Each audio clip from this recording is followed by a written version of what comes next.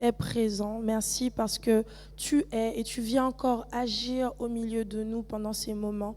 Merci parce que ta volonté se fait encore et je crois, Seigneur Jésus, que tu le fais. Quand tu dis une chose, la chose s'accomplit et c'est ce que tu fais encore ce soir. Béni soit ton nom pour ta présence, Seigneur. Nous sommes vraiment honorés. Nous venons encore en ce milieu de semaine pour venir t'élever, pour venir t'adorer. Seigneur, nous croyons que personne n'est comme toi, que personne n'a été comme toi et que personne ne sera comme toi. Nous venons t'honorer ce soir. Nous venons te glorifier ce soir. Nous venons te donner toute la gloire, Seigneur. Nous avons déjà cherché à droite, à gauche, mais nous avons compris, Seigneur, que tu es notre source. Nous avons compris que tu es Dieu. Comme tu t'es révélé à Moïse, nous comprenons ce soir que tu es, Seigneur, et que personne d'autre n'est comparable à toi. Je prie vraiment pour ce moment ce soir, afin que chacun d'entre nous, nous puissions avoir une communion personnelle avec toi, afin que chacun d'entre nous ce soir, nous puissions atteindre un nouveau niveau avec toi, que nous puissions découvrir un plus de toi, que nous puissions découvrir cette Adonai, que nous puissions découvrir ce Jireh, que nous puissions découvrir encore un plus de toi ce soir, à travers ton temps de louange, à travers ce temps d'adoration que nous allons avoir, mais aussi à travers ta parole qui va nous être donnée, qui va nous être communiquée. Seigneur, que nous puissions vraiment avoir la crainte, Seigneur Jésus, pendant ce moment, que l'on ne prenne pas ce temps à la légère, mais que nous puissions prendre conscience du pourquoi nous sommes venus ce soir, que nous puissions prendre conscience du pourquoi tu es présent au milieu de nous, pourquoi nous élevons la voix vers toi, pourquoi nous élevons nos mains vers toi. Seigneur, sois le bienvenu ce soir, sois le bienvenu ce soir. Je prie afin que si nos pensées divaguaient, qu'elles puissent vraiment que toute pensée captive soit amenée à l'obéissance de Dieu, dans le nom tout-puissant de Jésus. Je prie afin, Seigneur, que si l'on s'inquiétait pour quoi que ce soit, que l'on puisse vraiment déposer ces choses devant toi, pour élever nos mains librement vers toi, pour te louer et t'adorer toi seul. Seigneur, tu es digne de ce moment. Seigneur, toi seul es digne de ce moment. Et nous ouvrons nos cœurs à toi ce soir.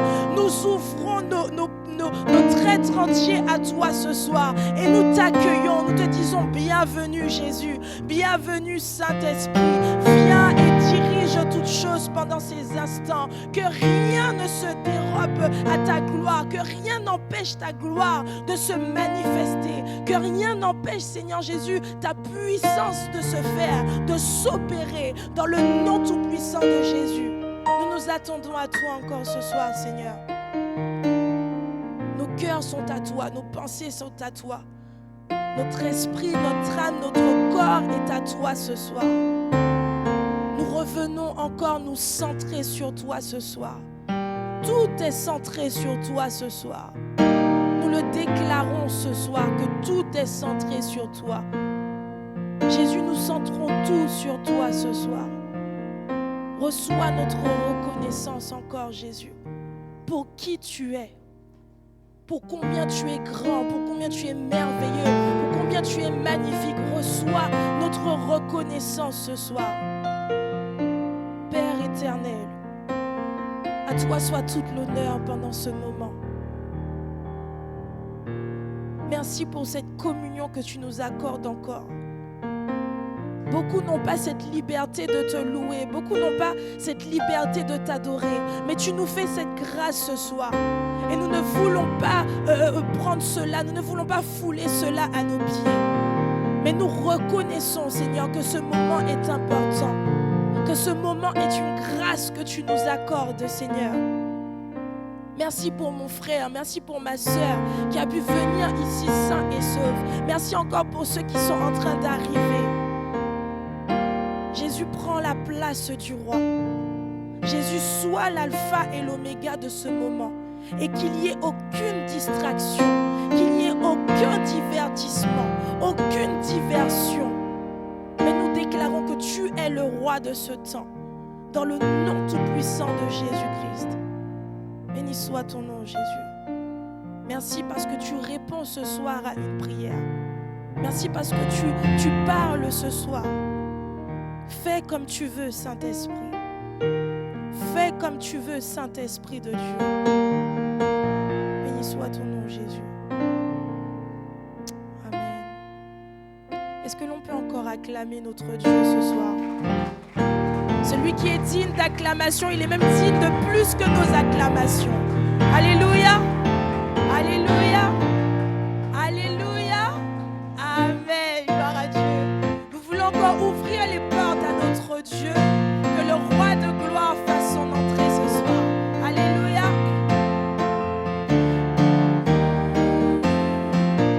Oh oui, ouvrons les portes au roi, au Dieu de gloire.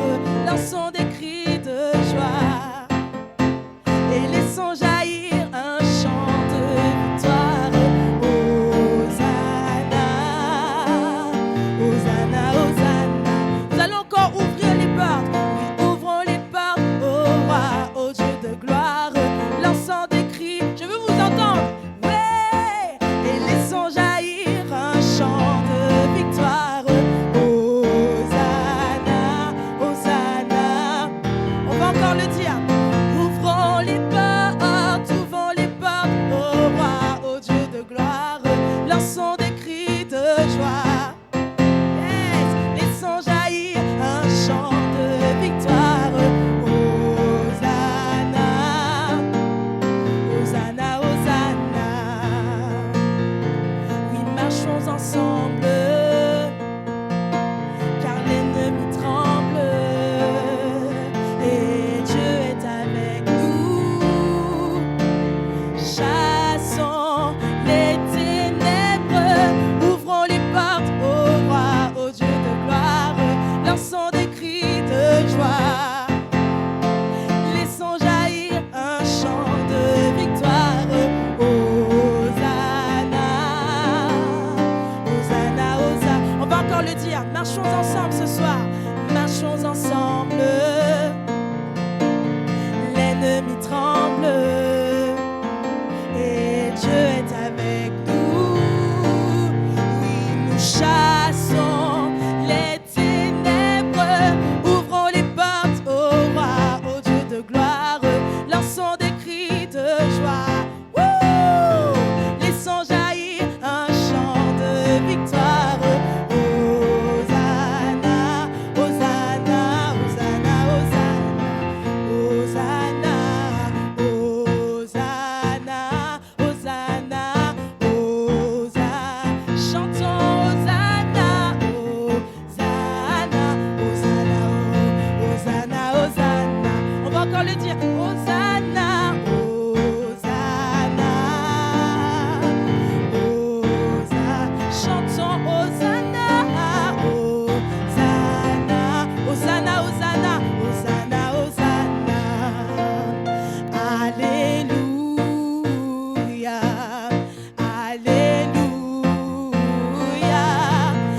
Alléluia. Le Seigneur est, chantons Alléluia, Alléluia, Alléluia. Oui, Alléluia. J'ai encore envie de le dire. Oui, chantons Alléluia, Alléluia, Alléluia.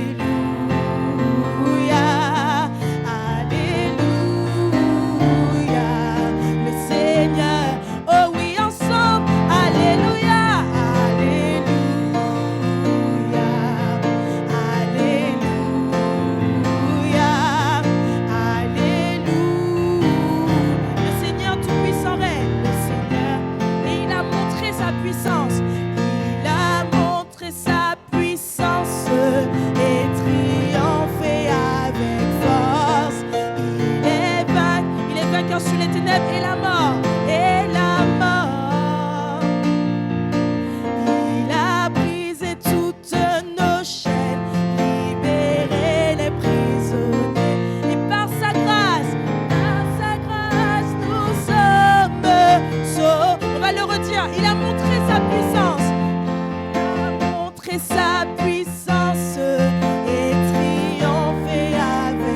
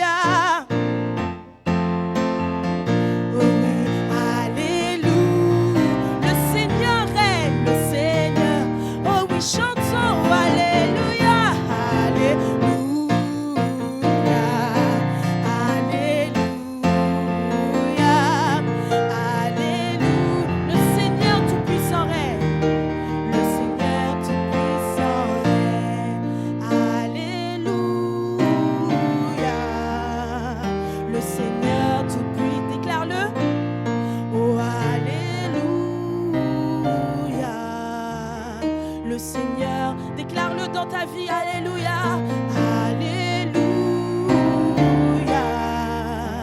Le Seigneur, oui, déclare-le dans ta famille. Alléluia.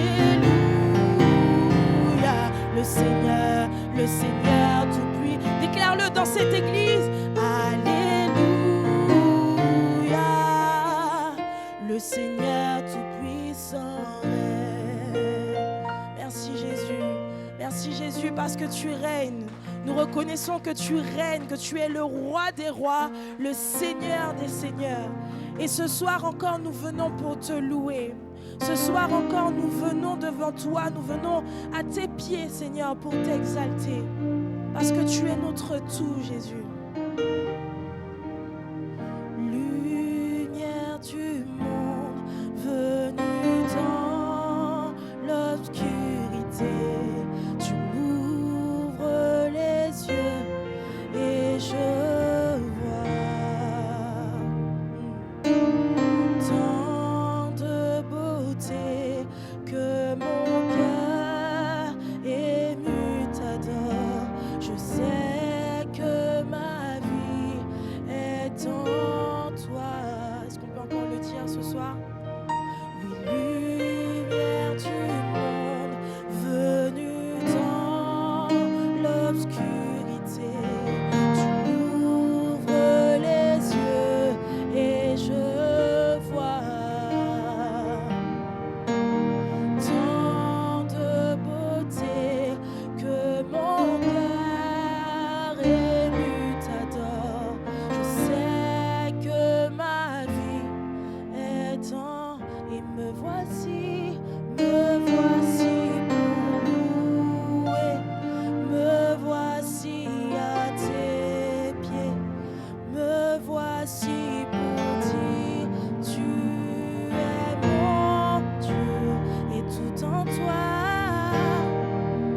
est beauté, Jésus, tout en toi est splendeur, oui, tout en toi est merveilleux pour moi. Roi éternel, élevé au-dessus de tout, ta gloire resplendit dans le ciel. Oui, tu es venu humblement sur cette terre. Tu t'es donné. Est-ce qu'on peut reconnaître ce que le Seigneur a fait pour nous? Roi éternel, élevé au-dessus de tout, ta gloire resplendit dans le ciel. Tu es venu humblement sur cette terre. Tu t'es donné. C'est pourquoi je peux dire me voici et me voici pour louer. Me voici à tes pieds. Me voici pour dire tu es mon Dieu, car tout en toi est beauté. Jésus, tout en toi est splendeur, tout en toi est merveilleux. Oui, me voici. Jésus, me voici.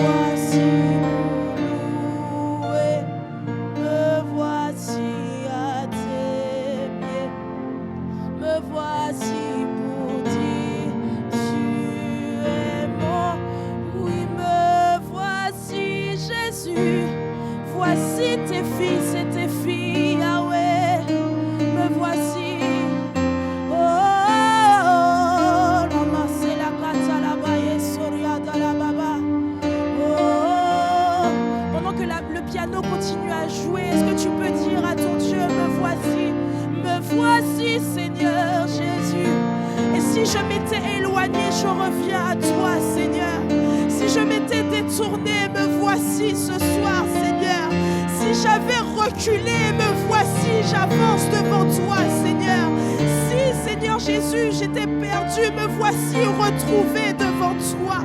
Me voici, Yahweh, me voici pour t'élever, pour te glorifier. Roi éternel, me voici ce soir pour te louer, pour t'exalter, pour t'admirer, Yahweh, me voici. Me voici pour dire que tu es mon Dieu, pour dire que tu es mon roi, pour dire que tu es mon tout, pour dire où irais-je sans toi, Yahweh, pour dire que je suis perdu sans toi, Jésus, pour dire que je ne suis rien sans toi. Oui, me voici, me voici, me voici, me voici, me voici avec mes imperfections, Jésus, me voici tout entière devant toi, Yahweh, me voici en toute, Seigneur Jésus, me voici en toute vulnérabilité devant toi. Me voici, Seigneur Jésus, rien n'est caché devant toi. Nous voici, Seigneur Jésus. Nous voici répandus devant toi. À tes pieds, nous voici, Yahweh. Nous voici ce soir, Yahweh. Nous voici pour t'admirer, Jésus. Nous voici ce soir, répandant nos cœurs devant toi. Nous voici, Yahweh. En toute humilité, nous voici, Jésus. Oui, voici ce qui nous coûte, Seigneur. Voici ce que nous aimons, Seigneur. Et nous le plaçons devant toi ce soir. Voici ce qui a de la valeur devant toi, Seigneur. Nous voici, Seigneur Jésus. Oh, me voici pour dire tu es mon Dieu. Et digne est ton nom, Jésus. Tu es digne d'être loué. Digne est ton nom. Digne est ton nom, mon Jésus. Digne d'être adoré. Digne est ton nom, mon Jésus est. Oui, tu es digne d'être adoré. Oui, digne est ton, oui, digne est ton nom, digne est ton nom, Jésus. Tu es digne d'être adoré. Digne est ton... Église, est-ce que tu peux le dire encore? Digne est ton nom. Oh, Jésus est.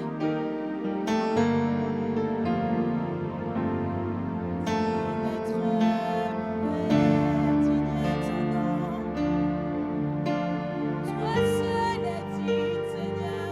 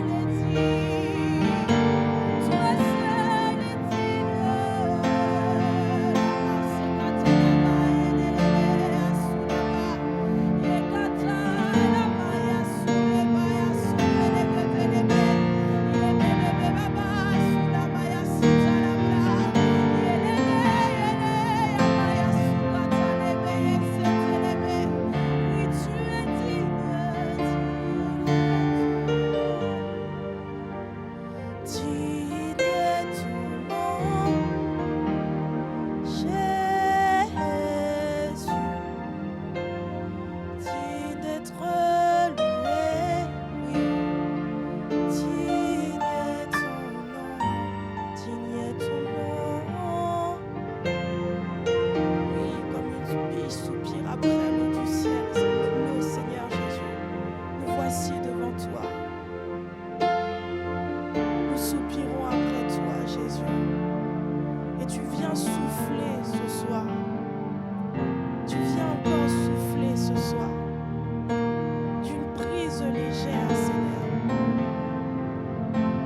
Jésus, tu viens souffler ce soir.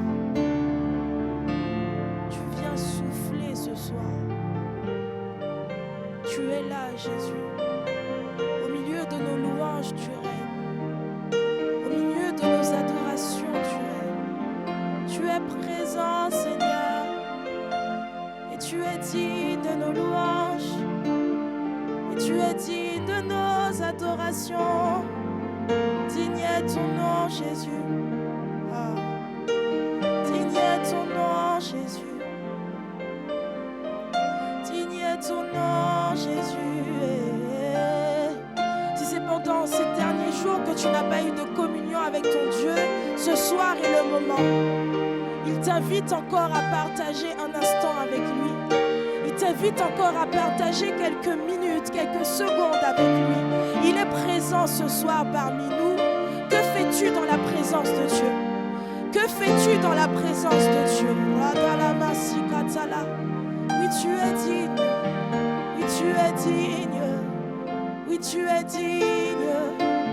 Oui, tu es digne. Tu es digne. Et tu es présent au milieu de nous, Jésus. Tu es présent au milieu de nous. Oui, tu es là. Par ta sainte présence, tu es là. Par une brise légère, tu es là, Seigneur Jésus. Merci pour ta présence, Jésus. Digne est ton nom, Jésus.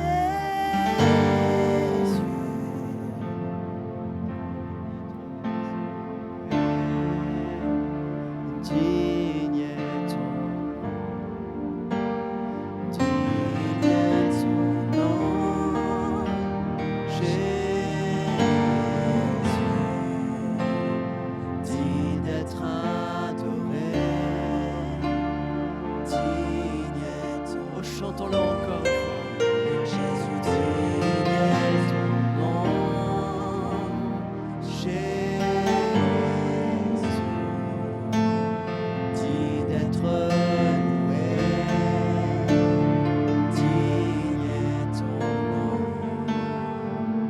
Digne est ton nom, Jésus. Digne d'être adoré. Digne est ton nom. Alléluia, alléluia. Acclamons le nom de Jésus. Oh, ce nom qui sort, le nom au-dessus de tous les noms. Alléluia. Oh, merci Seigneur pour qui tu es, Seigneur. Merci Seigneur pour ta grâce. Merci Seigneur pour tes bienfaits envers nous, Jésus. Alléluia, alléluia. Amen. Quelle grâce, quel privilège d'être là ce soir. Amen. De célébrer ensemble le nom du Seigneur Jésus-Christ. Alléluia. Alors que vous êtes encore debout, j'aimerais ouvrir avec vous la parole de Dieu. Et ce soir, je ne vais pas être très long, mais j'ai un thème que j'aimerais partager, quelque chose de très pratique. C'est une question que l'on pourrait tous se poser et que l'on s'est posé certainement dans notre vie une fois. Comment être sage? Comment devenir sage? Comment augmenter en sagesse? Et on va ouvrir dans le livre des Rois, 1 Roi, chapitre 3, verset 7. Et on voit ici, merci à la louange, à May, à Mika pour leur bon service. Amen, merci pour ce que vous faites. Amen, c'est tellement bon. Amen. Ici, on voit un passage où Salomon vient d'être intronisé comme roi. Il a succédé au fameux roi David, choisi de Dieu. Et il lui succède, c'est son fils. Et Salomon, avec une grande humilité, se présente devant le Seigneur. Il dit « Maintenant, Éternel, mon Dieu, tu as fait régner ton serviteur à la place de David, mon père. Et moi, je ne suis qu'un jeune homme. Je n'ai point d'expérience. Ton serviteur est au milieu du peuple que tu as choisi, peuple immense, qui ne peut être ni compté ni nombré à cause de sa multitude. Accorde donc à ton serviteur un cœur intelligent pour juger ton peuple, pour discerner le bien du mal. Car qui pourrait juger ton peuple, ce peuple si nombreux? Et cette demande de Salomon plut au Seigneur. Et Dieu lui dit, puisque c'est là ce que tu demandes, puisque tu ne demandes pour toi ni une longue vie, ni les richesses, ni la mort de tes ennemis, et que tu demandes de l'intelligence pour exercer la justice, voici, j'agirai selon ta parole. Je te donnerai un cœur sage et intelligent, de telle sorte qu'il n'y aura eu personne avant toi et qu'on ne verra jamais personne de semblable après toi. Je te donnerai en outre ce que tu n'as pas demandé, des richesses et de la gloire, de telle sorte qu'il n'y aura pendant toute ta vie aucun roi qui soit ton pareil. Amen, amen, amen. Prions le Seigneur. Seigneur, te prions, Seigneur, de bénir ta parole et de m'aider, Seigneur, à la partager. Seigneur, et que nous puissions tous ensemble être enrichis par ta parole. Être enrichis, Seigneur, par ce que nous allons entendre et recevoir de toi. Que tu puisses nous bénir, que nous puissions le sceller dans notre cœur et que tu puisses le faire germer en nous comme, Seigneur, un fruit, Seigneur, qui va mûrir et qui va grandir, Seigneur, tout au long de notre vie, tout le reste de notre vie. Te remercions, Père, dans le nom de Jésus. Amen. Amen. Avant de vous asseoir, dites à votre voisin, ce message est pour toi. Amen. Vous pouvez prendre place. La sagesse, c'est un trésor merveilleux. Amen. Quelqu'un qui est sage, quelqu'un qui exploite au quotidien la sagesse dans sa vie, a une vie différente des autres. La sagesse évite tellement de soucis. La sagesse évite tellement d'angoisses, tellement de problèmes, tellement de nuits blanches.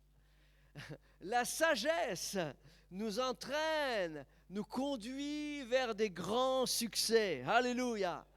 Quelqu'un qui vit avec la sagesse au quotidien va vivre une vie paisible, une vie que charnellement on ne pourrait pas vivre, parce que la sagesse te conduit dans les bons endroits. La sagesse te conduit dans ta destinée, c'est-à-dire dans ce que Dieu avait prévu d'avance pour toi. Alors, ce soir, on va découvrir au travers de la parole de Dieu 7 clés pour devenir sage. 7 façons de devenir sage. Amen. Est-ce que vous voulez les entendre? Amen, amen, amen. Premièrement, pour devenir sage, il y a une bonne nouvelle. C'est qu'il nous suffit de le demander. La parole de Dieu nous dit, et je m'appuie sur la parole de Dieu dans Jacques, chapitre 1, verset 5. Jacques a dit,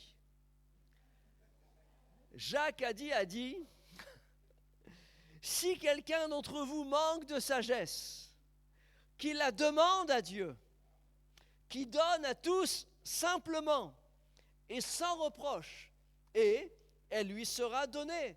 C'est une excellente nouvelle. Ça veut dire ici que quelqu'un de stupide peut devenir sage. Amen. C'est une très bonne nouvelle pour moi. Dis à ton voisin, c'est une très bonne nouvelle aussi pour toi. C'est une très bonne nouvelle pour chacun d'entre nous. Parce que combien de fois, loin de moi, l'idée et la pensée d'insulter qui que ce soit ce soir, non, mais combien de fois vous et moi, eh bien nous avons pris des décisions stupides, nous avons agi d'une façon stupide. Et si à ce moment-là nous étions guidés par la sagesse, on n'aurait pas fait ces choses-là. On n'aurait pas donné cette décision, on ne serait pas allé vers ce chemin, on n'aurait pas pris telle ou telle décision. Donc c'est une excellente nouvelle de savoir pour nous ce soir qu'il nous suffit de demander à Dieu la sagesse, et il nous la donne, simplement et sans reproche.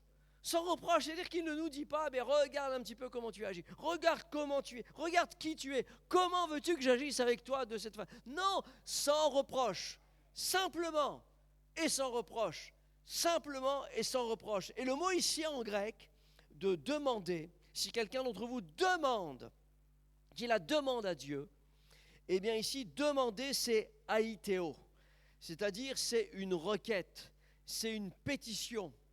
Vous avez déjà rempli des pétitions? Vous avez déjà vu des personnes qui font des pétitions?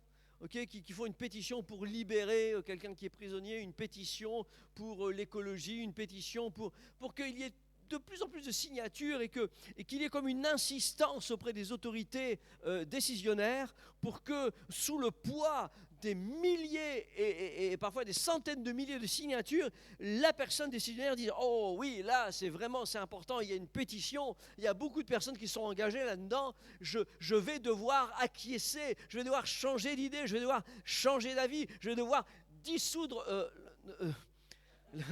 non.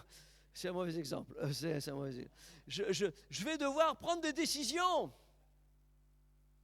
Et donc tu peux faire comme ça avec Dieu. Le mot ici, c'est pétition. C'est-à-dire, tu peux venir auprès de Dieu en disant, Seigneur, j'arrive pas à prendre des bonnes décisions. Les décisions que je prends m'emmènent dans le mur. Je me sens pas bien avec ce choix-là. Je me sens pas bien avec cette décision-là. Il y a un premier signe, c'est que si tu te sens pas bien, c'est peut-être pas la bonne décision. C'est peut-être un signe, ok? Il y a parfois notre volonté et la volonté de Dieu, mais nous, on voudrait tellement insister que notre pétition soit notre volonté auprès de Dieu. Mais non, la pétition que nous devons faire, c'est Seigneur, la sagesse. Et lui met en nous ses plans, ses projets, les choses dans lesquelles nous devons prendre des décisions. C'est ça le chemin. Donc c'est demander, c'est aïthéo, c'est une requête, c'est une pétition. Je fais cela. Et alors ici ce que dit Jacques a dit, il a dit, si quelqu'un d'entre vous manque de sagesse, qu'il la demande à Dieu. Et Salomon, c'est ça qu'il a fait. Combien d'entre nous, combien de personnes demandent, Seigneur, sors-moi de cette situation. Seigneur, donne-moi du succès. Seigneur, bénis-moi dans mon travail. Seigneur, libère-moi de mes dettes. Seigneur, donne-moi les papiers. Seigneur, fais ceci, donne-moi la joie. Fais ceci dans ma vie, etc. Alors que simplement, en demandant, au préalable, la sagesse nous conduit vers les bons chemins, vers les bonnes choses. La sagesse nous aidera dans le travail. La sagesse nous aidera à avoir du succès dans le travail. La sagesse nous aidera à remplir les bons documents, à faire les bonnes choses au bon moment. La sagesse nous conduira vers les bonnes personnes, vers les bons amis, vers les bonnes connexions. Amen. Et c'est pour ça. Et quelqu'un qui est sage, à un moment, ça se sait, ça se voit. Et c'est pour ça qu'avec Salomon, à un moment, sa renommée s'est répandue dans tout le pays, dans tout le monde connu de l'époque, au point qu'il y a une reine, la reine d'Éthiopie, la reine de Saba, qui est venue et qui est venue le rencontrer, qui est venue voir un petit peu, et Salomon lui a montré tout ça. Et puis finalement, ils sont devenus amants. Ils ont eu une progéniture, et ce sont les Falachas, ce sont les seuls juifs noirs qui sont nés en Éthiopie et dont le retour s'est fait dans les années 90, lorsqu'il y a eu les opérations Salomon, justement, et les opérations Moïse et Salomon, ils sont revenus dans leur pays, c'est-à-dire en Israël. Et aujourd'hui, si vous visitez Israël, vous verrez que devant les musées, dans les parcs, dans les jardins et partout, dans les hôtels, etc., vous avez des juifs noirs qui sont issus de cette union-là, lorsque la reine de Saba est venue rencontrer Salomon. Et donc, elle est venue, et Salomon était sage, et Salomon a été connu pour cela. Et non seulement Dieu lui a donné ça, mais Dieu lui a donné en plus tout ce qu'il n'avait pas demandé. Je rejoins le message de dimanche, l'excellent message de dimanche. Cherchez premièrement le royaume de Dieu et sa justice. Connaître Dieu premièrement. Et toutes les choses nous sont données par-dessus tout. C'est ça que Dieu fait. C'est d'abord chercher Dieu, chercher sa sagesse. Et on voit ici dans le livre des rois, il y a là un exemple incroyable où il y a une situation où il y a deux femmes qui se disputent la garde d'un bébé parce que en fait, il y a deux mamans et au petit matin, l'un des bébés est mort, et certainement étouffé par la maman. Et là, elles se disputent le bébé qui est resté vivant. Donc, elles se disputent et elles viennent devant le roi Salomon et chacune dit, c'est mon bébé. Et l'autre dit, non, c'est mon bébé. Non, c'est mon bébé. Et Salomon, dans sa grande sagesse, dans la sagesse que Dieu lui a donnée, il dit, puisque c'est le bébé apparemment à toutes les deux, c'est pas un problème. On va le couper en deux et chacun en aura un bout. Et puis comme ça, vous aurez un bout de bébé. Et là, vous connaissez l'histoire certainement, il y a cette femme qui dit non, ne faites surtout pas ça au roi, donnez-lui le bébé. Et le roi, voyant par cette parole que celle qui se moquait en fait d'avoir le bébé coupé en deux n'était pas la vraie mère, mais celle qui s'inquiétait de garder le bébé vivant, quitte à le perdre sur la terre, et c'était elle la vraie mère. Et alors, il lui a confié, il dit, c'est elle la mère. Voilà, et là, c'est un exemple comme ça. Et la parole de Dieu nous dit ici, et dans ce premier point, je vais terminer ici, ce premier point, c'est Proverbe 16, combien acquérir la sagesse vaut mieux que l'or. Combien acquérir l'intelligence est préférable à l'argent. Salomon a d'abord demandé la sagesse. C'est ça qu'on va demander ici tout à l'heure, juste avant de nous quitter. C'est Seigneur, donne-nous la sagesse. Donne-nous la sagesse dans nos familles. Donne-nous la sagesse dans notre travail, dans l'Église, dans la conduite de l'Église, dans nos relations, dans tout ce que l'on doit faire. Conduis-nous par ta sagesse. On veut avoir ta sagesse. Amen. Amen. Deuxième point, comment devenir sage ? Deuxième clé pour devenir sage, lire le livre des Proverbes. Amen. Lire la Bible, lire le livre des Proverbes. Le livre des Proverbes, c'est un trésor. Et personnellement, j'aime à lire ce livre-là régulièrement. Il fut un temps où tous les jours, lorsque j'avais le plan biblique, tous les jours, comme le livre des Proverbes, vous savez combien il a de livres ? 31. 31 livres, donc c'est extraordinaire. Donc il y en a un pour chaque jour. Et donc dans le mois, eh bien, si c'était par exemple le 10 du mois, je lisais le chapitre 10. Si c'était le 15 du mois, je lisais le chapitre 15.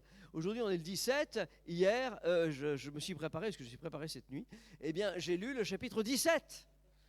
C'est ça. Et en lisant le livre des Proverbes, on grandit.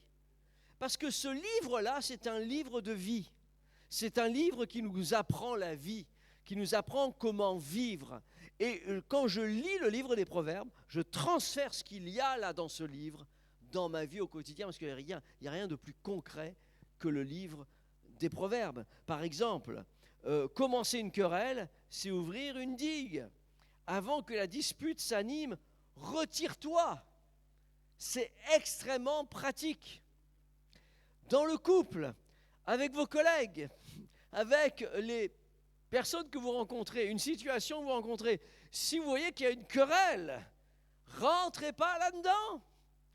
Le livre des Proverbes te dit, retire-toi avant que la dispute s'anime, avant que le feu prenne... retire-toi, laisse tomber, retire-toi. Ça, c'est très pratique. Et régulièrement, et c'est souvent que, en lisant le livre des Proverbes, le jour même, j'avais une situation qui se présentait comme ça. Et en lisant, avant que la dispute s'anime, retire-toi. Et puis là, hop, qu'est-ce que j'ai lu ce matin ? Je me retire. Et puis, vous savez quoi ? Vous êtes bien là. Vous êtes bien parce que vous n'êtes pas dans la dispute, vous n'êtes pas là-dedans, on ne pourra pas vous reprocher, ok ? C'est pas que vous voulez absolument tout éviter, mais c'est que dans ce moment-là, il y a des situations, eh bien c'est ça qu'il faut faire. Amen. Par exemple, un autre exemple, quand on voit, par exemple, vous savez, des personnes parfois qui boudent, on dit, mais comment faire avec ces personnes-là? Proverbe 18:1 nous dit, celui qui se tient à l'écart cherche ce qui lui plaît. En tant que pasteur, on est là, souvent, nous, on cherche le lien, la communion, on cherche le contact, on aime les gens, ok? Puis parfois, on voit que les personnes nous évitent. Si on ne va pas dire bonjour aux personnes, les personnes ne viennent pas. Donc, et on voit parfois des situations, je vous dis, hein, c'est du live, hein, c'est de l'expérience. Parfois, vous savez que vous devez voir la personne parce que vous savez que la personne va bien. Et donc, vous dites, à la fin de la réunion, il faut que j'aille la voir, lui demander comment ça va, ou plutôt comment ça ne va pas. Et puis essayer de parler. Et puis, vous voyez que la personne, en fait, vous évite. Vous allez là dans l'allée, mais la personne, elle va là-bas. Elle sait. Elle sait. Ok. Et quand j'ai lu le matin, celui qui se tient à l'écart cherche ce qui lui plaît. Il s'irrite contre tout ce qui est sage. Je dis, ok, c'est pas la peine d'y aller. Faut laisser faire. Ok.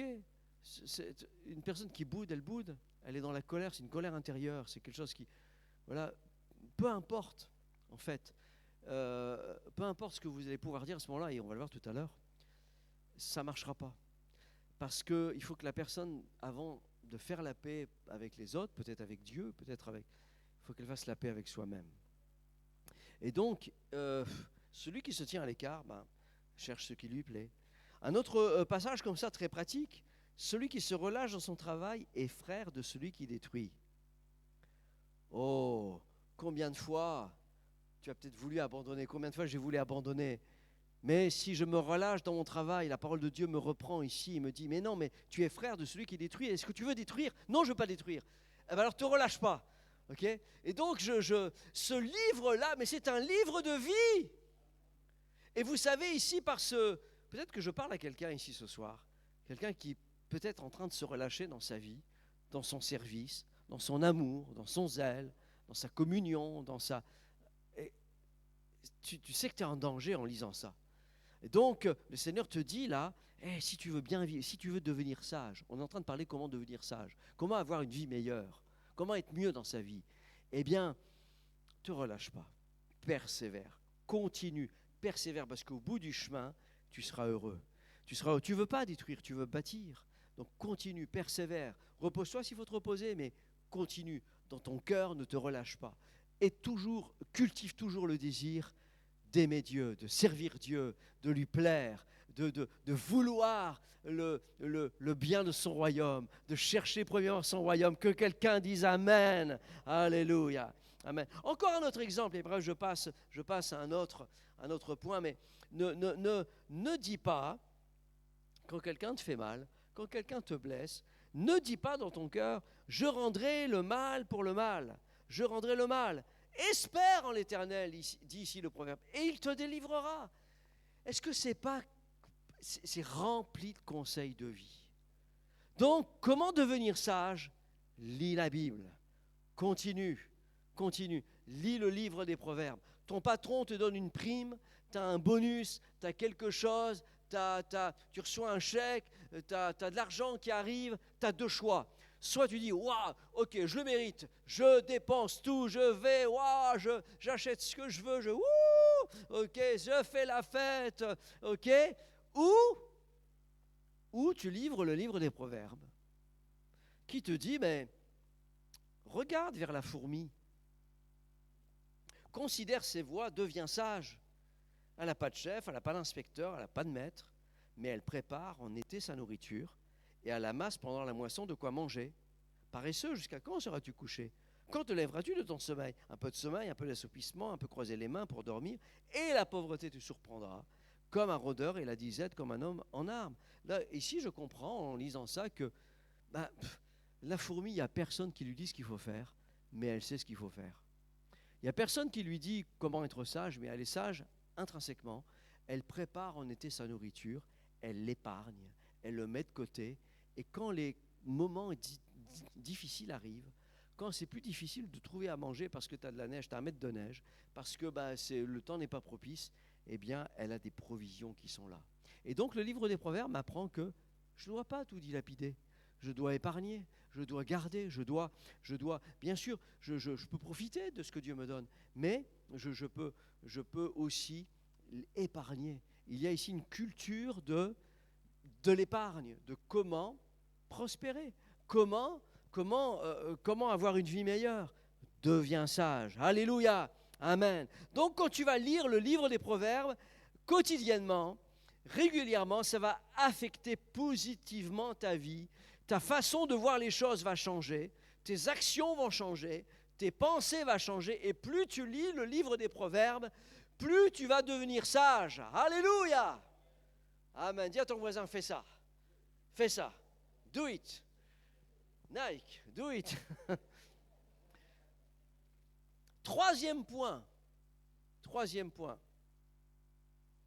Comment devenir sage?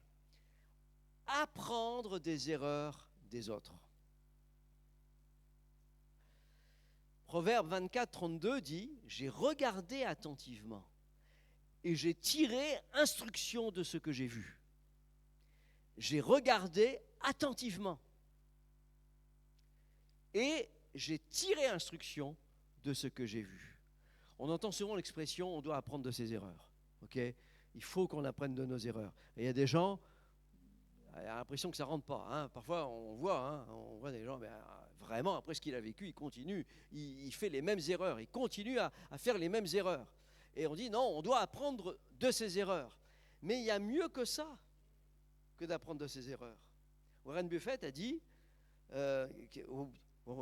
Warren Buffett, c'est un multimilliardaire, un gars qui est parti de zéro et qui est devenu très très riche, et il dit, mais pourquoi apprendre de mes erreurs quand je peux apprendre des erreurs des autres?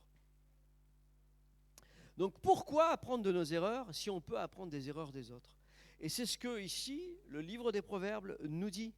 Il nous dit que si tu veux grandir en sagesse, bien sûr, apprends de tes erreurs, mais regarde attentivement et tire instruction de ce que tu vois dans la vie des autres.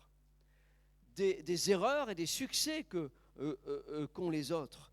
Parce qu'en regardant surtout les erreurs des autres, eh bien, tu vas t'éviter toi-même de les faire. Je veux dire, moi, je ne ferai pas les mêmes erreurs. J'ai vu mon père faire cela. J'ai vu un tel faire cela. J'ai vu mes amis faire cela. Je ne vais pas faire la même chose. C'est en regardant comment les uns et les autres vivent, tu peux t'épargner de l'angoisse. Tu peux t'épargner des dettes, tu peux t'épargner la honte et ta réputation et des soucis, etc.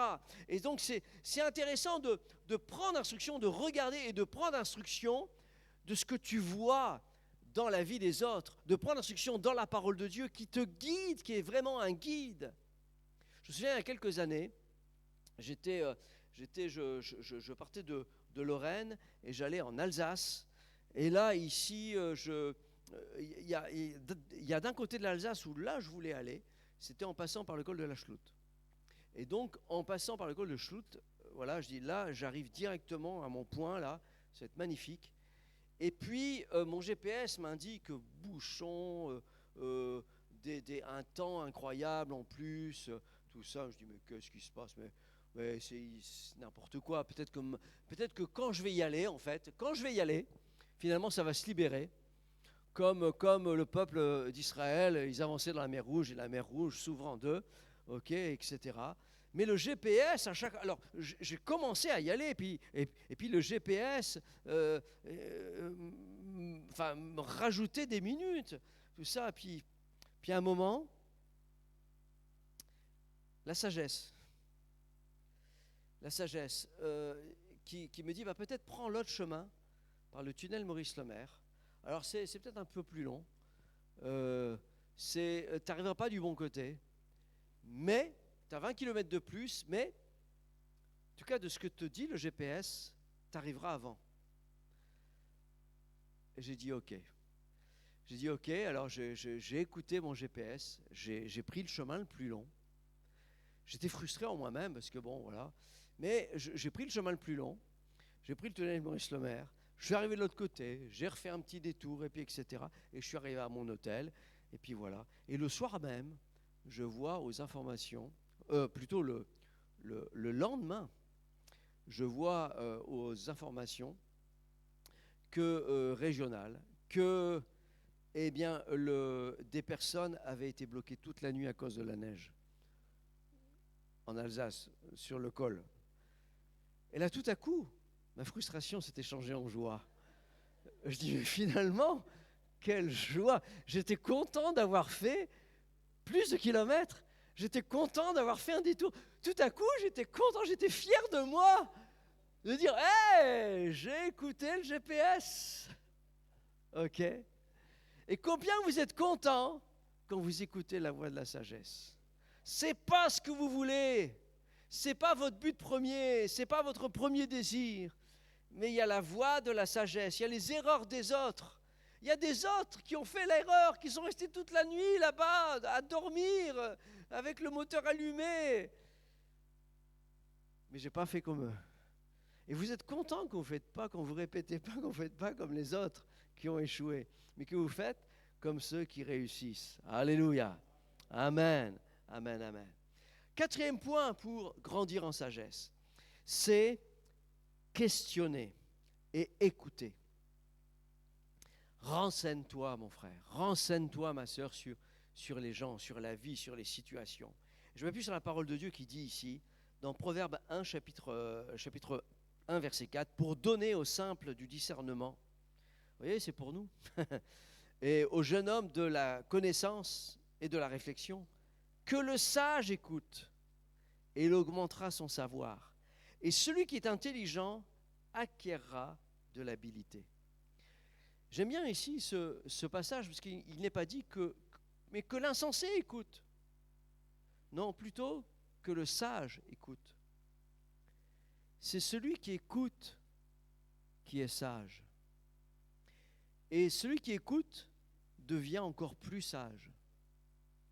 Alors que celui qui n'écoute pas, le Seigneur dit de lui qu'il est un insensé, et il devient de plus en plus insensé. Donc, c'est pour ça que ça demande de l'humilité, de dire, oui, j'ai besoin d'écouter. J'ai besoin de peut-être descendre d'un niveau, de m'humilier, d'écouter, de questionner et d'apprendre sur la vie des autres, sur les situations qu'ont vécues les autres, que moi je vis aujourd'hui, comment eux ont fait. Et je me souviens, il y a quelques années, j'étais avec le pasteur Samuel Peter Schmidt, où on vivait une situation, et je lui évoquais la situation que l'on vivait.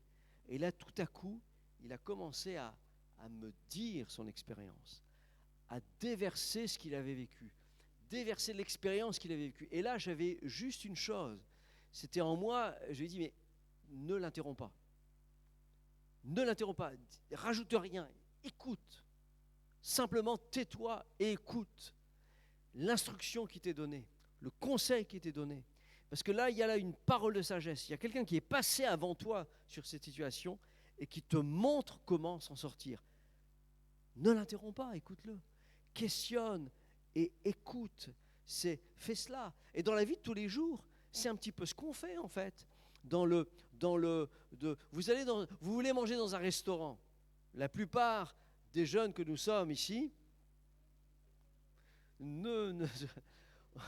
on va sur TripAdvisor, on va dans les commentaires Google, on regarde, est-ce que ce restaurant, dans une ville que vous ne connaissez pas, vous regardez, est-ce qu'il est bien ce restaurant-là? Je me souviens, une année, on était en vacances avec la famille, et puis on était là dans une ville, on ne savait pas où manger. Et puis là, il y avait le guide Michelin qui nous, vous savez, le livre vert là, avec tous les restaurants. Puis là, il y avait des bonnes notes, etc. Le guide du routard aussi l'indiquait, Google TripAdvisor, tout disait que c'était bien. Eh bien alors, vas-y, qu'est-ce que t'attends? Et on y est allé, et là, on s'est régalé, c'était incroyable. Mais combien de fois, en ne consultant pas, on s'est retrouvé dans des attrape-touristes où tu payes 3 fois le prix, et c'est pas bon, et c'est vraiment pas bon. Moi, je me souviens d'une autre expérience dernièrement. On était parti, puis on avait besoin de louer une voiture dans un pays. Et puis là, je regardais, on regarde, et c'est là le moins cher. Allez, j'y vais avant que quelqu'un me prenne la voiture. Je loue cette voiture-là. Et c'était une... je ne vais pas donner le nom, je ne vais pas te faire de délation, mais c'était... ça commence par euro et ça finit par quart. Bah, je dis pas, je dis pas. Mais c'était renommé et j'ai dit bah là c'est renommé donc ça doit être bon, ok. Et donc j'ai sauté sur cette agence là, ok. Et finalement quand j'ai rendu la voiture, on m'a taxé d'une petite rayure sur un petit enjoliveur plastique, ok, que j'avais même pas fait moi-même, ok. Et là bim, etc. Et puis là, j'étais pas content du tout. Et là, et finalement, après coup, eh bien, je suis pas content. Et finalement, et je regarde ensuite les avis Google et tout le monde, c'était 1 étoile sur 5, c'était voleur, truand, etc., etc. Je dis, mais pourquoi j'ai pas regardé avant? Donc c'est ça le 4e conseil. Questionne. Apprends des autres. Regarde, écoute, fais cela attentivement. Que le sage écoute et il augmentera son savoir. Vous savez, Socrate, à son époque, était l'une des personnes les plus sages, les plus cultivées de son époque. Et ce qui est intéressant avec lui, c'est qu'on parle, je ne sais pas si vous savez ça, de l'ironie socratique. En fait, c'était celui qui en savait plus que les autres, et pourtant, quand il parlait avec les autres, il semblait être le plus ignorant de tous parce qu'il posait toujours des questions. Et il disait avec une grande humilité, la seule chose que je sais vraiment, c'est que je ne sais rien. Et donc, on doit, je pense, bâtir notre vie dans l'humilité, en disant, je ne sais rien, j'ai besoin d'apprendre des autres. J'ai besoin d'apprendre que quelqu'un m'enseigne. Proverbe 17, 28 nous dit, l'insensé même, quand il se tait, passe pour sage. Et celui qui ferme ses lèvres est un homme intelligent. Il dit ici, même quand tu dis rien, même un insensé qui dit, il peut passer pour un sage. C'est une bonne nouvelle, hein? Et celui qui ferme ses lèvres est un homme intelligent. Gloire à Dieu. Donc on doit apprendre des autres. On doit cultiver l'humilité et apprendre des autres. Autre chose, 5e point, et j'arrive ici vers la fin, c'est si on apprend de ceux qui ont échoué, on doit aussi apprendre de ceux qui ont eu du succès et apprendre un petit peu l'histoire du succès. Comment ils sont arrivés là où ils sont arrivés. Comment ils sont arrivés là? Apprendre de ceux qui ont réussi avant nous. Analyser le processus du succès. L'apôtre Paul disait ici dans le livre des Corinthiens, 1 Corinthiens chapitre 11, verset 1er, « Soyez mes imitateurs comme je le suis moi-même de Christ. » Qu'est-ce qu'il est en train de dire là? Il dit, regardez-moi, regardez ma vie. Faites la même chose que je fais. Parce que moi-même, je fais la même chose que Christ faisait. Et là, alors qu'il dit ça, il y a là un petit jeune homme qui le regarde, c'est Timothée. Et Timothée, c'est son enfant dans la foi. Et qui regarde. Et Timothée fait comme l'apôtre Paul. Okay? Et Timothée devient ensuite le pasteur d'une des plus grandes églises d'Asie mineure, en Turquie actuelle, à Éphèse. Et une grande église. Et donc, il y a là un ministère. Et Timothée a eu du succès. L'apôtre Paul a eu du succès. On s'entend tous pour dire qu'il a eu du succès. Okay? Mais lui-même a regardé sur Jésus, qui lui a un immense succès, qui est le succès avec un grand S. Okay? Il est et Timothée regarde sur l'apôtre Paul. Et toi, sur qui regardes-tu? Ok, alors, mais si on peut tous dire, moi je regarde sur Jésus. Oui. C'est vrai, c'est ce qu'on doit faire. C'est notre modèle divin, effectivement, en toute situation. Mais on peut regarder sur des personnes qui ont vécu des choses. Et je me souviens, moi, à une époque, quand j'ai fait cette croisade au Centrafrique, Moi, c'est la première fois que j'allais faire une croisade d'évangélisation devant des milliers de personnes. Je n'avais jamais fait ça. Jamais. Je me dis, mais qu'est-ce que moi je vais faire là-bas? Et je me suis dit, je vais aller voir quelqu'un ici.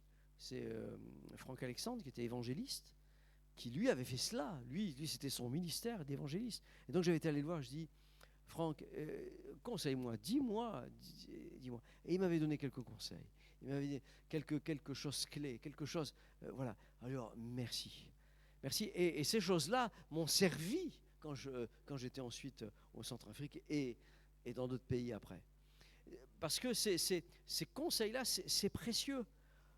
Apprends de ceux qui ont réussi. Apprends de ceux qui ont eu du succès. Apprends de Jésus, apprends de Paul, apprends de Timothée, apprends de Moïse, apprends de ceux qui ont eu du succès. Et si tu regardes dans ceux qui ont eu du succès dans la vie séculière, eh bien, ne serait-ce que si moi j'apprenais 10% de la vie de Warren Buffett dans la finance, si j'apprenais 10% du ministère de Claude Wood dans les œuvres de justice, si je prenais simplement 10% du pasteur Samuel Peter Schmidt dans les dons d'esprit, si je prenais 10% seulement du ministère de Carlos Payan dans la guérison, si je prenais 10% de Mamadou, si je prenais 10% de Raoul, etc., si je prenais 10% de tous ces hommes de Dieu là, qui sont bénis, qui ont un succès, qui ont des dons, si je prenais le meilleur de chacun, et si on doit aspirer aux dons les meilleurs, la Bible dit. Et donc on doit regarder cela, pas pour une gloriole personnelle, mais pour grandir spirituellement, pour être plus sage. C'est ça, être plus sage. L'insensé dit, moi je vais apprendre par moi-même, je n'ai pas besoin d'apprendre d'eux, moi c'est que Jésus. Ok ? Oui, mais le sage écoute, et le sage apprend des autres. Soyez mes imitateurs comme je le suis moi-même de Christ. Est-ce que c'est la Bible ou c'est pas la Bible? Donc, voilà, l'apôtre Paul savait dire ça. Soyez mes imitateurs, même si je suis un homme, eh bien on peut regarder sur les hommes. Des hommes de Dieu qui ont eu un succès. Soyez mes imitateurs comme je le suis moi-même de Christ. Et donc regarde à ceux qui ont du succès. Lis les biographies de Nelson Mandela, Martin Luther King, Mère Teresa, Billy Graham, Reinhard Bonnke. Moi, tous ces personnages-là, moi, ça me fortifie, ça me bénit. Je dis, je dois apprendre. Je dois apprendre et je dois apprendre quelque chose de ces personnes-là. 6e point, recourir à des conseillers. C'est un petit peu ce que je viens de dire ici. C'est celui qui fréquente les sages devient sage. Celui qui fréquente les sages devient sage. Mais celui qui se plaît avec les insensés s'en trouve mal. Comment grandir en sagesse? Cherche quelqu'un qui est sage. Vis avec lui. C'est pour ça que je vous parlais dernièrement de l'incidence de nos relations. Je vous disais dernièrement que nous sommes la moyenne des 5 personnes que nous fréquentons le plus fréquemment. Regardez, faites le compte, discernez. Je ne sais pas qui vous fréquentez. Mais pensez un peu, est-ce que vous êtes... Ouais. Et moi, je réalise ça. Je suis la moyenne des 5 personnes que je fréquente le plus fréquemment. Et donc, si je veux devenir plus sage, je dois me tourner vers des personnes qui sont sages. Parce que je vais apprendre d'elles. Je vais apprendre de leur vie. Et je vais grandir et ça va me faire grandir. Celui qui fréquente les sages devient sage. Et dernièrement, alors par où commencer? Et je vous invite à vous lever, on va prier ensemble. Alors par où commencer? Vous allez me dire, mais pasteur, par où commencer? Par où commencer? Eh bien, par le Proverbe 1, verset 7, qui nous dit « La crainte de l'Éternel, c'est le commencement de la science. Les insensés méprisent la sagesse et l'instruction. » La crainte de l'Éternel, c'est le commencement, c'est là où tu commences à apprendre. C'est là où tu commences la science, c'est là où tu commences à comprendre, c'est là où tu commences à grandir. C'est la crainte de l'Éternel. Et quand tu crains l'Éternel, il y a des choses que tu ne te permets pas de faire. Quand tu crains l'Éternel, il y a des choses que tu te plais à faire. dans le domaine de la fidélité, dans le domaine du service, dans le domaine de la sainteté, de la sanctification. Quand tu crains l'Éternel, il y a des choses qui vont changer dans ta vie. Quand tu crains l'Éternel, bien, tu es en train de niveler ta vie avec la vie de l'esprit. Et tu es en train de grandir, tu es en train de t'aligner avec ce que Dieu veut. Et c'est là simplement que ça commence. Et ensuite, il y a d'autres pas dans la vie. Il y a d'autres pas, ceux que je vous ai dit là précédemment, mais ça commence par la crainte de l'Éternel. Et je faisais ici la petite statistique, c'est que si tu as 20 ans aujourd'hui et que tu lis un livre, un chapitre des Proverbes à chaque jour, et un livre à lire, un livre des Proverbes, ça met entre 5 minutes et 10 minutes, eh bien à 50 ans, tu auras lu 360 fois le livre de la sagesse, le livre de l'intelligence spirituelle. Ok? Alors, la crainte de l'Éternel, je veux apprendre, je veux lire et je veux grandir. Amen? Amen. Seigneur Jésus, nous sommes là devant toi, Seigneur, et te disons merci, Seigneur, pour ta parole. Merci, Seigneur Jésus, d'avoir mis, Seigneur, à notre disposition, Seigneur, ce livre de la sagesse, ce livre des Proverbes. Et merci, Seigneur, de nous enseigner. Merci de nous instruire, de nous faire comprendre ce que nous devons faire pour maturer spirituellement, pour grandir spirituellement, pour vivre une vie meilleure, pour faire les bons choix dans la vie. Seigneur, pour prendre les bonnes décisions et dans les situations inextricables, dans les situations compliquées, Seigneur, ta sagesse, cette intelligence spirituelle va nourrir notre âme et notre vie. Et nous savons alors que nous prendrons la bonne décision parce que notre cœur sera en paix, parce que tu nous béniras, tu nous conduiras dans les sentiers de la justice à cause de ton nom. Merci Seigneur pour ta vie. Merci pour ta vie dans nos vies, pour ton esprit dans notre esprit. Oh Seigneur, pour ton amour dans nos cœurs et ta sagesse, Seigneur, qui vient couronner tout cela. Tu nous as donné, oui, un esprit de sagesse et d'amour, esprit de sagesse et d'instruction. Oh, ta parole nous dit dans Ésaïe 11, oui, esprit de sagesse, donne-nous cet esprit de sagesse, que nous puissions grandir avec lui, Seigneur, qu'il puisse nous guider dans notre vie. Oh, que ton nom soit loué, glorifié dans le nom de Jésus. Amen, amen, amen, amen. Alléluia. Acclamons le Seigneur Jésus pour sa parole. Amen, amen, amen.